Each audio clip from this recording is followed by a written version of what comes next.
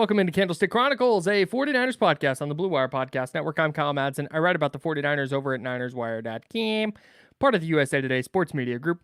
Joining me right now is Chris Biederman of the Sacramento Bee, and we're going to tell you about our homies over at Lamb Chops. SGLambchops.com is the website. At SGLambchops on Instagram. Follow them. Check out all their new styles.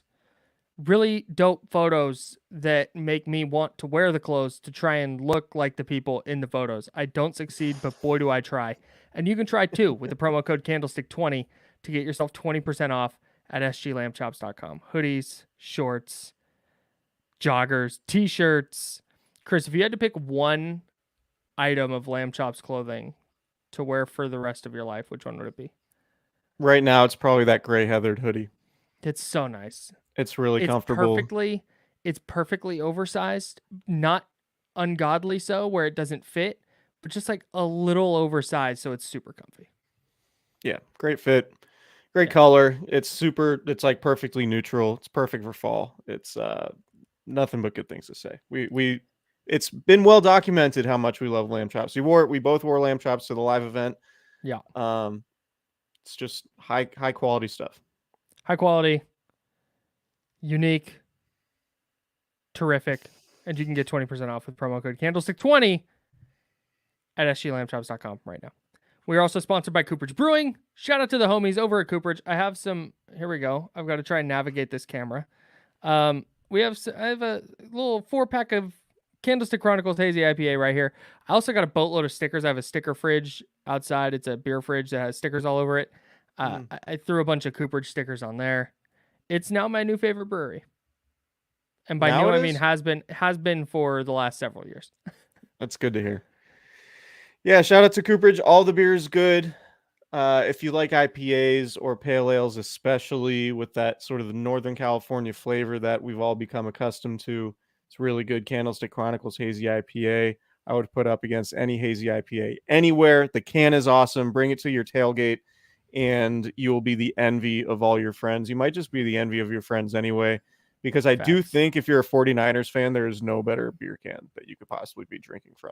I totally agree. My coworker Jesse is a Dolphins fan, but I asked him like, "Hey, you want some beer?" And he was like, "Yeah, of course I want some beer." So I brought him some, and he's like, "Cool, thanks, appreciate it." Comes back today and goes, "Hey man, those cans are super sick.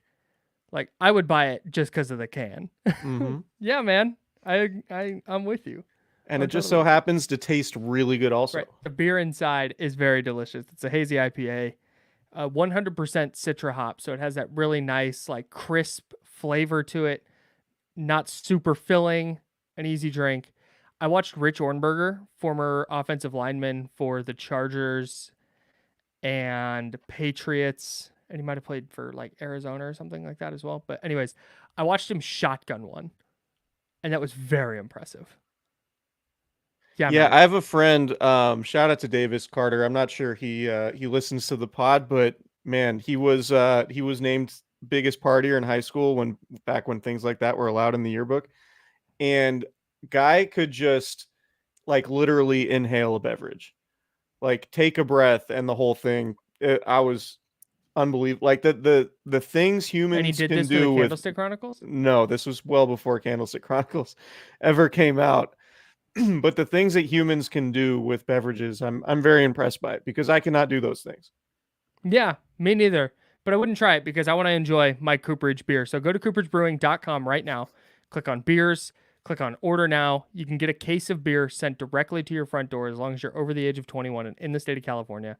It's 1-day shipping. You order that thing Monday morning. It's going to be on your porch by Tuesday or Wednesday, depending on what time you order it Monday. It'll be there Tuesday or Wednesday. And you get beer dropped off at your front door. It's the best way to acquire beer. So go do that right now at cooperagebrewing.com or go visit the brewery in Santa Rosa.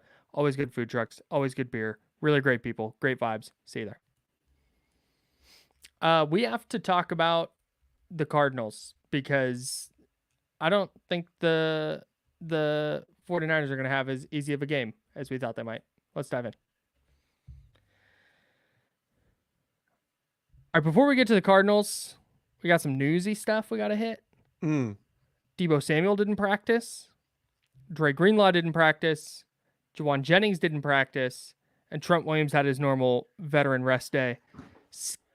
The worrying thing for me about Debo not practicing is that he showed up with a knee injury that just popped up later in the day Monday. Or I'm sorry, Friday. They played Thursday. Popped up later in the day Friday. Don't love that. That's a little bit concerning for me.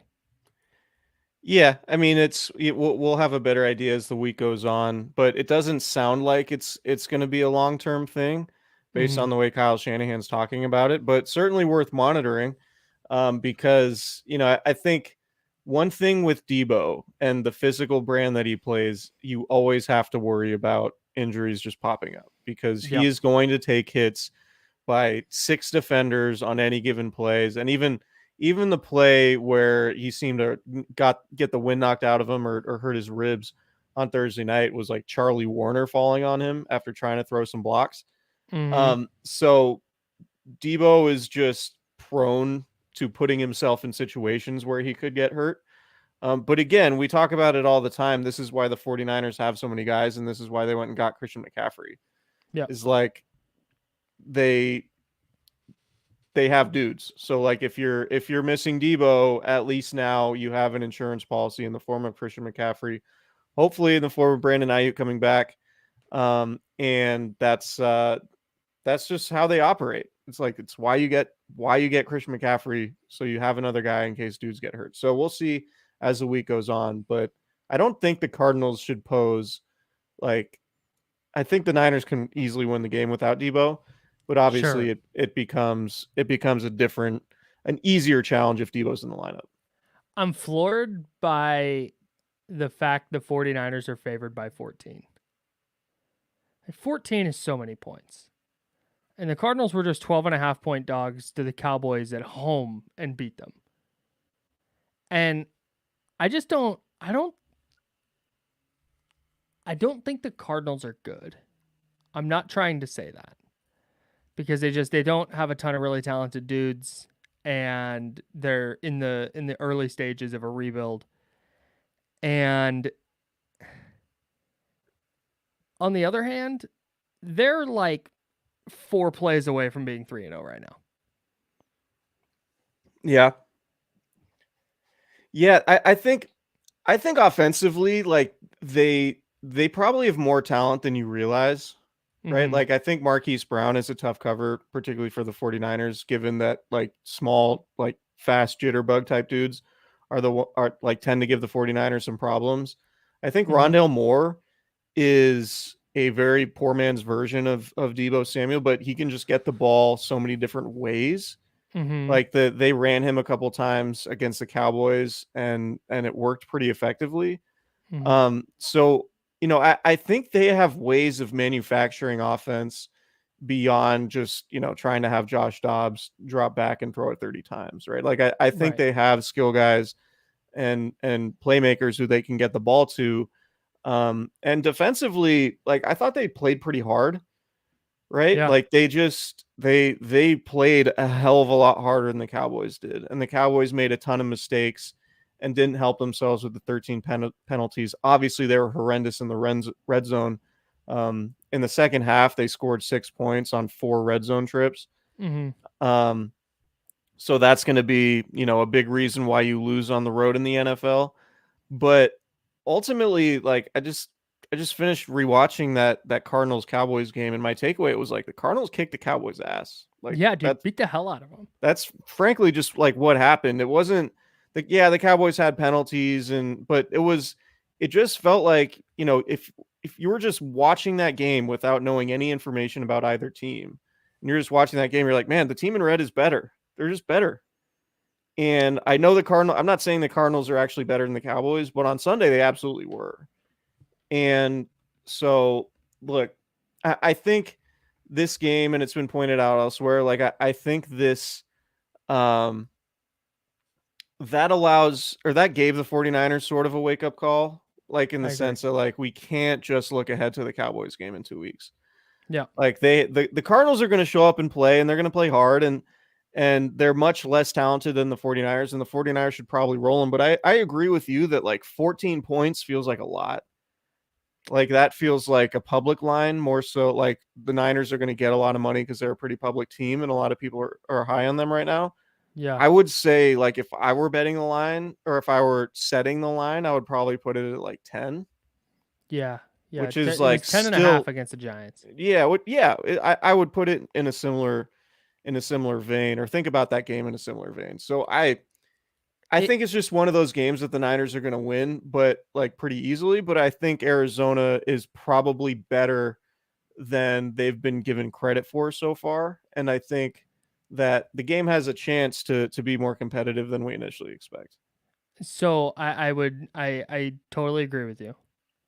And the if this 49ers team, this core of 49ers is ever going to overlook the Cardinals again, like that's just on them. Because that game the Cardinals played against the Cowboys reminded me of the Colt McCoy beating the 49ers in Santa Clara in 2021. Yeah, that's a good point. It was like that the Niners lost that game. I think it was 34-17, 31-17, but they lost by multiple scores to a way worse team that just punched them in the mouth. And so I think the combination of that history with that game Sunday against Dallas was definitely good for San Francisco.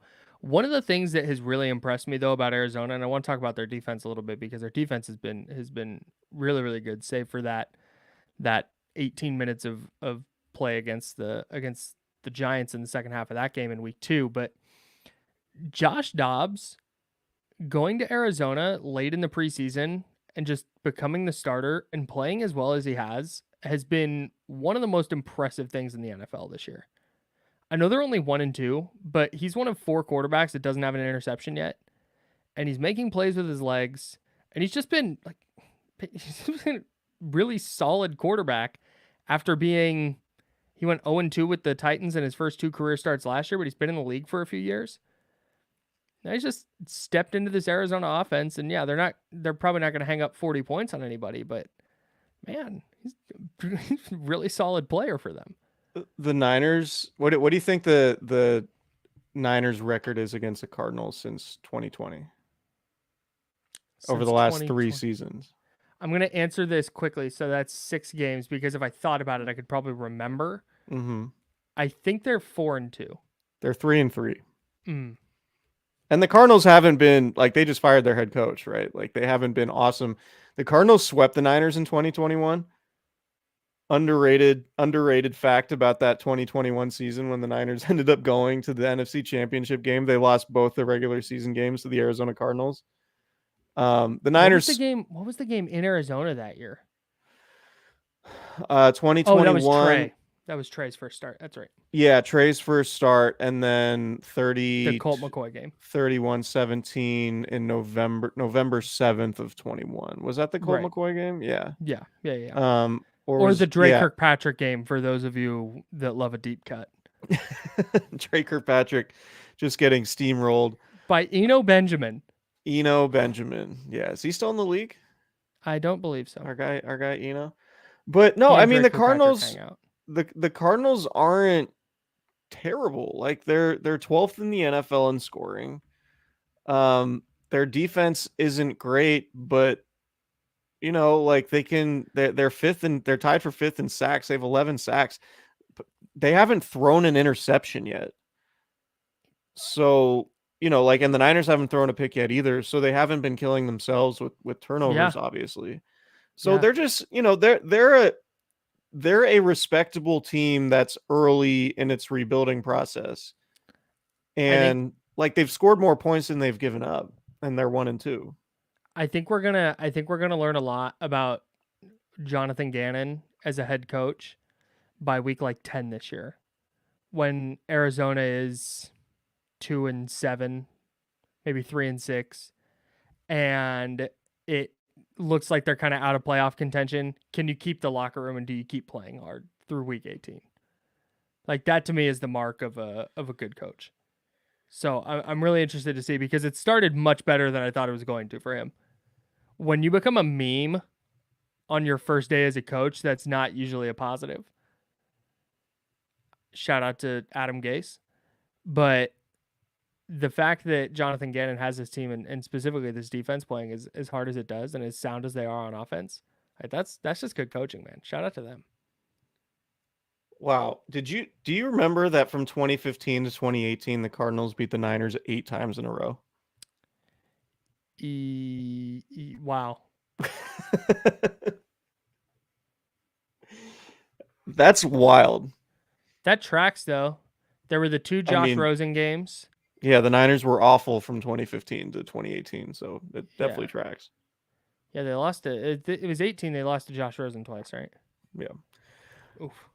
But I just think this is one of those like, and you heard players talking about it to reporters that like, no, they're taking the Cardinals seriously. This is Yeah. not like, I don't think if we were to look at like who's having the worst season in the NFL from like a team perspective, I would put quite a few ahead of the Cardinals. I would certainly put Chicago. I would put Denver. Denver. Like they're like the Cardinals were a team that everyone like, oh, they're tanking for Caleb Williams. Like maybe Right. they are, but they're also going to be like 5 quarterbacks taken in the first round this year, probably. Yeah. So like they don't necessarily have to tank if they want to find a Kyler Murray replacement. If I set the over under at 4.5 wins right now for the Cardinals, what are you taking? I would take over based Hmm. on. Yeah, I mean, again, I just watched the Cowboys game like 10 minutes Yeah. ago, so The Niners could very if you came from the future and told me the Niners won this game like 31-3, I wouldn't really blink. It would just kind of be like, "Oh, okay." yeah. That's But probably how that that's game should go. yeah. Here, are you looking at the Cardinals roster right now? I have our lads up. Yes. Okay. Do you know who their two leaders in pressures are this season? I'm not. No, I'm not even gonna try to guess that.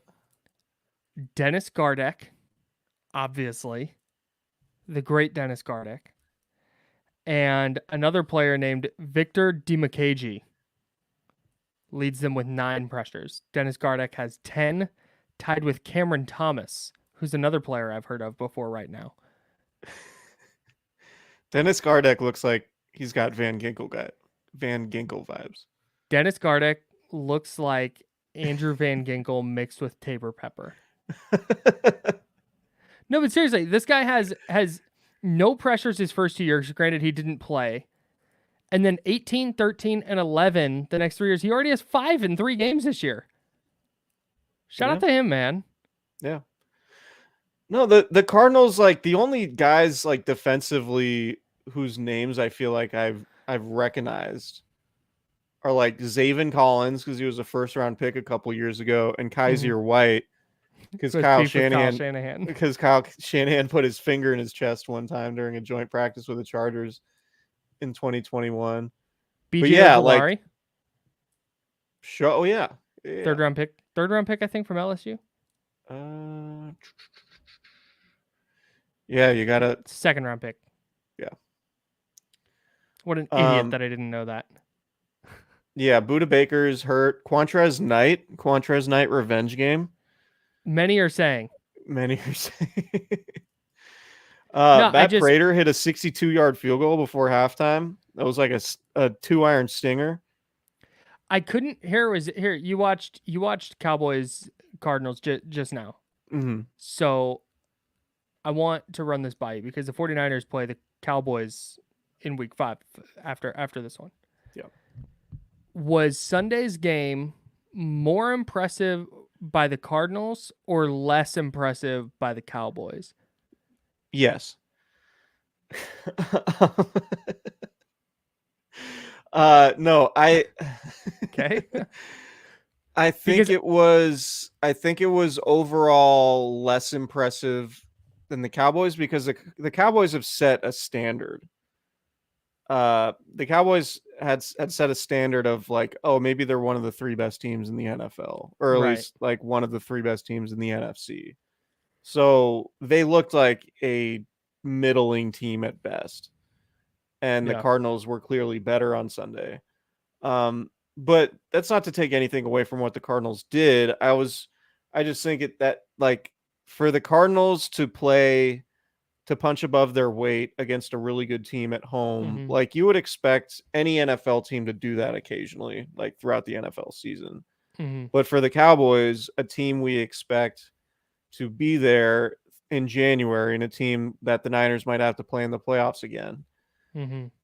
that like they would play with a little bit more urgency than they had. And it just that to me was it was unfocused, it was disorganized. And maybe this is just a Mike McCarthy thing, and maybe we're gonna have a few of these Mike McCarthy games a year where it's just Yeah, like dude is just has his team less than prepared and is not sure. calling great plays. That's just Mike Um, McCarthy. that's what Mike McCarthy does, and maybe that's just like whenever we talk about the Cowboys as serious contenders, we probably just have to factor that in more than the eye test of what they did against the Jets and the Giants, right? Like we still have to Yeah, remember, probably. like, yeah, as good as this looks, Mike McCarthy's still pulling the strings there. Yeah, I was more impressed by the Cardinals because I still think Dallas is good. I still think Dallas is going to win like 13 games. But the fact that Arizona didn't, it's not, we've mentioned this a couple times, but it's not like they won and it was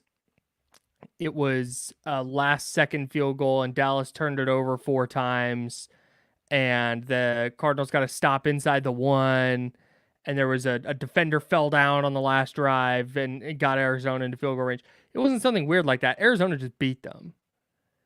And in week one, Arizona kept it close with Washington, but you're looking and going, man, the quarterback play was so bad and Washington may not be very good. So I'm not going to, like, that's fine. And then they were pounding the Giants until, the final 20 minutes. And the Giants come roaring back, and you're going, man, that was still a pretty impressive effort by the Cardinals. Monumental collapse, but a good game for the most part. So for them to kind of put it all together in week three, it was, oh, okay, so that was something in week one, and that was something in week two. This is a competitive, quality football team. Maybe they only win 5 games, but they're going to be a tough team to beat. Yeah, And with Dallas, particularly I in the don't I division. don't think that much less of Dallas now. Yeah, yeah. I just like games like that. Like if the Cowboys finish third or fourth, like the third or fourth seed in the NFC, Mm-hmm. that's going to be a game where they look back and be like, man, that really killed us. Yeah. Right, because Mm-hmm. like that's ultimately what the regular season is for some of these teams. Like, barring anything catastrophic, we expect the Cowboys and Niners and Eagles to all be there. Mm-hmm. And sure, I'm sure at some point the Niners are going to have a stinker of a game, and maybe it's Sunday, and maybe that like they'll have a stinker at some point throughout the season, and it won't necessarily be indicative of the team they'll be in January, right? And we've seen the Niners get off to slow starts the last 2 years before making their deep playoff run. So I'm with you in that, like, sometimes a bad performance doesn't necessarily mean that team is trash. But like with the Niners, those losses in the regular season have forced them to go on the road in the playoffs. And we've only seen this team go to the Super Bowl when they've had home field advantage and that first round bye. Yep. So that's why there has to be urgency when you're a team that's in that conversation, right? You're like, we need the 1 seed Mm-hmm. because we would much rather play at home and on the road. And I'm speaking for any of these teams, obviously. So that's one thing that stood out to me about the 49ers overall is like they play through the first 3 weeks. It's pretty clear that they're playing with a sense of urgency from the jump. Like they need to get off to a better start than they did the last couple of years because they do not want to go on the road in the playoffs. Yeah. And that's been the case the last couple of years. And that's why I'm so optimistic about this year's 49ers team, particularly now, is because do you remember what week 3 last year was for the 49ers? Yeah, Denver. Yeah, the Denver game. Or Jimmy Garoppolo takes a sack or steps out of the end zone on a play where he threw a pick six. Jeff Wilson Jr. was their leading rusher in that game. He had 12 carries for 75 yards. Brandon Ayuk 3 for 39 and a touchdown. Jeff Wilson also 3 catches for 31 yards. Like it just you go look at that game and it's just like, ugh, like what team is this? And by the end of the year, they were playing, as well as they were playing, and that's happened the last couple of years. And that's why, like, I think this team is going to start playing really well in November and December, even better than they are now. And that's why I'm so optimistic because they're already playing better this year in September than I think they have really in any, because even in 2019, Jimmy Garoppolo was still coming back from that ACL injury. They beat Tampa Bay, but it wasn't like great. And then they beat in week 2. It was Cincinnati, but that Cincinnati team ended up being the worst team in the league. They got the number 1 pick.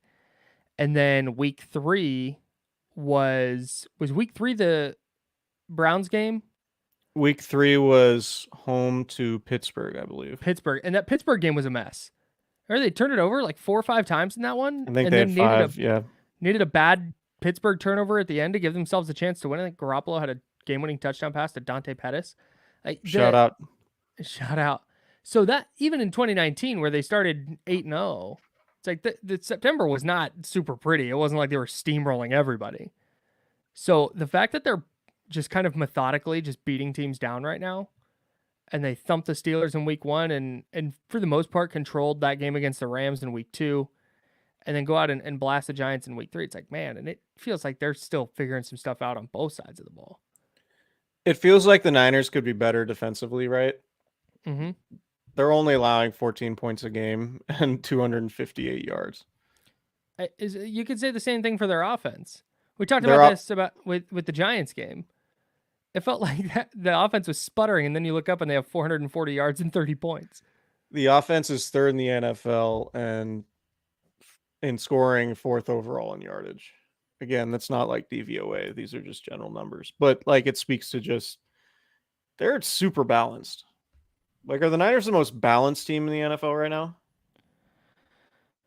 Yeah, I think so. That's why I have them that's why I had them in our last pod as the best team in the league right now. Yeah. Just top to bottom. With all due respect to Miami and 70 points. Yeah, I'm gonna go bring listen that up to our. I'm going to bring that up once a week for the rest of the year, by the way. What's that? The Miami Dolphins scored 70 points in an NFL tackle football game. In the same game, the Denver Broncos allowed 70 points. That might be the bigger story. Did you see the exchange between Broncos reporters and Sean Payton? Yeah. Yeah, wasn't super great for it wasn't a super great look for Sean. Yeah.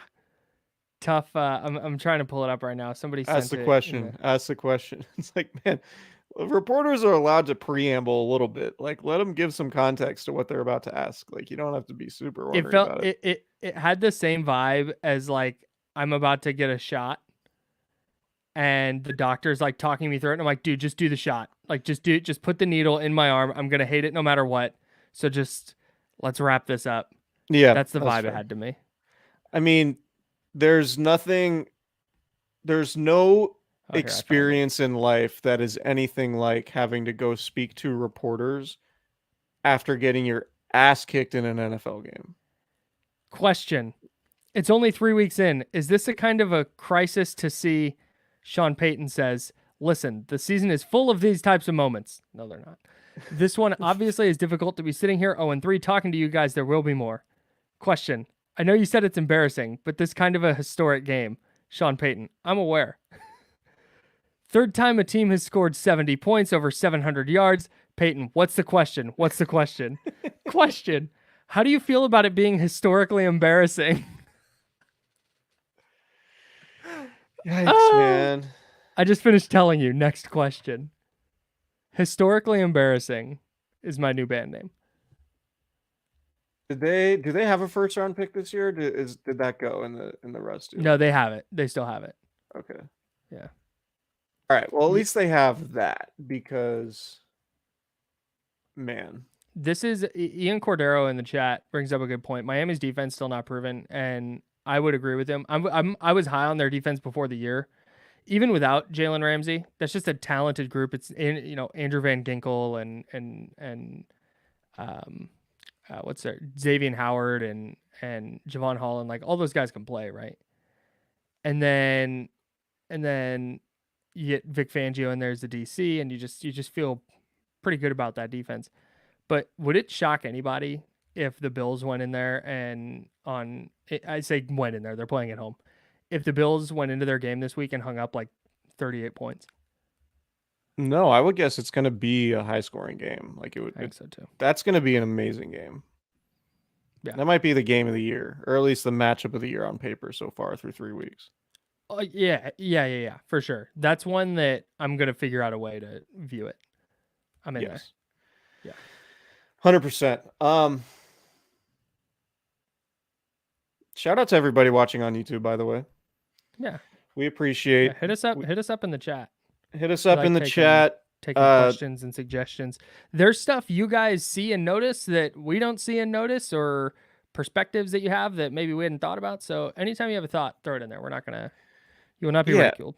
And subscriptions and like button clicks and all that stuff is great for the channel, great for us. So please hit that like button, and I think you can hit a bell for notifications if you want to know when we're going live and all that stuff. So please feel free to do that. And if you're listening on the podcast, subscribe, rate, and review wherever you listen. You have anything else? No, right now I'm saving. I have more stuff to say, but we have a game preview pod.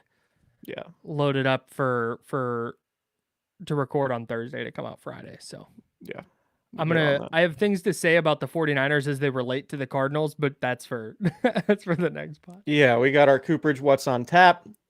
We got our prize picks. We still have we have way more to do. So we'll talk about that on Thursday. I had a really rough go on prize picks on Monday. Yeah, me too. I had 2 entries with a combined like 7 squares on them, and I think I hit 1 square. That's not a good look for your boy. If this is the Joe Monty, I think it is. And it looks like it is. Shout out to you, Joseph. It's been a while. He was a hurler on the old Connie Mack team back in the Redwood Empire Giants days. Oh, nice. I thought he was the guy you were talking about who's a great partier. No, that's my buddy Davis, who's decidedly not listening to the pod, I'm sure. 3 pods a week, 3 pods every week, dog. Yeah, we're out here. We're out here. Usually. Did we do 3 last week? No, because it was a Thursday game. Or no, we did. We did had 3. A post. Yeah, we did 3. You did 3. We had post Sunday. We had the Tuesday preview, and then Sam and I did the Thursday night pod. So yeah, it was a little bit different because of the Thursday. And I got to tell you, from a podcast scheduling standpoint, Thursday and Monday games are a pain in the A, dude. Not a fan. Yeah. I need the Niners to start being terrible so they get no primetime games. Are the cards for real? Do we need to I think you got to rewind the pod. Or rewind the YouTube stream if you haven't quick answer, no, from the standpoint of being like really good. And yes, from the standpoint of he's not abysmal, and he can run it if they don't pay attention to that. Yeah, there's a question in the live stream. Are the prediction tomorrow? Are the cards for real? And do they need to fear appropriate fear? Yeah, you don't fear Steve Dobbs. You're not scared of him, but you're like, yeah, we gotta play well to beat him. That's just how it goes. Yeah. I have, like I said, I have a bunch more stuff on Josh Dobbs for tomorrow. Okay. Yeah. We'll get to that. We appreciate everyone hanging out, and we will be back again live on YouTube tomorrow, and not live, but on demand on the pod. Same time tomorrow, 5 o'clock tomorrow. Let's talk tomorrow. We'll figure it out. Okay, we'll figure it out. Check us out on Twitter for when we'll be going live. All right, see you guys. Bye.